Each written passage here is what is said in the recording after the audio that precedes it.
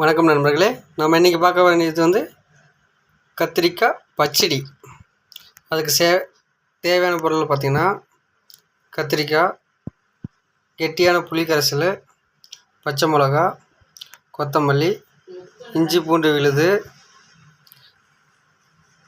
தக்காளி, சின்ன வெங்காயம், பட்டை, லவங்கம், சோம்பு, மிளகு, வேர்க்கடலை பொடியாக அரைச்சது. இதில் வந்து எள், கடுகு, சீரகம், வெந்தயம் பொன்னிறமாக அரைச்சி வச்சுன்னுக்கிறது. அப்புறம் தேங்காய் பால். இதில் வந்து கொத்தமல்லி, கருவேப்பிலை, 2 பல் பூண்டு, தேங்காய், அரைச்ச தேங்காய் பால். இப்போ அடுப்பை பற்ற வச்சுக்கணும்.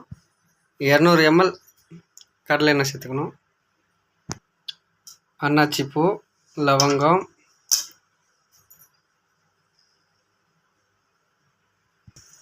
பிரிஞ்சி இலை, ஏலக்காய், மிளகு,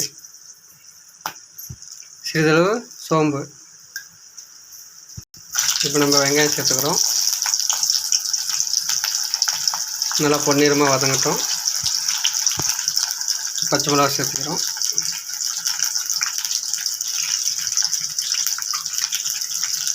இஞ்சி பூண்டு விழுது சேர்த்துக்கிறோம். இப்போ தக்காளி சேர்த்துக்கிறோம்.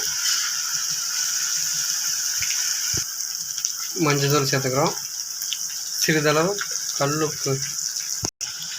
இப்போ நம்ம கத்திரிக்காய் சேர்த்துக்கிறோம்.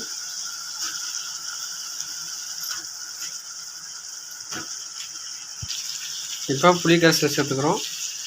கத்திரிக்காய் நல்லா வணங்கிருச்சு. இப்போ தனி மிளகாத்தூள் சேர்த்துக்கிறோம். மல்லித்தூள் தேவையான அளவு நம்ம சேர்த்துக்கிறோம். இப்போ தேங்காய் பால் சேர்த்துக்கிறோம்.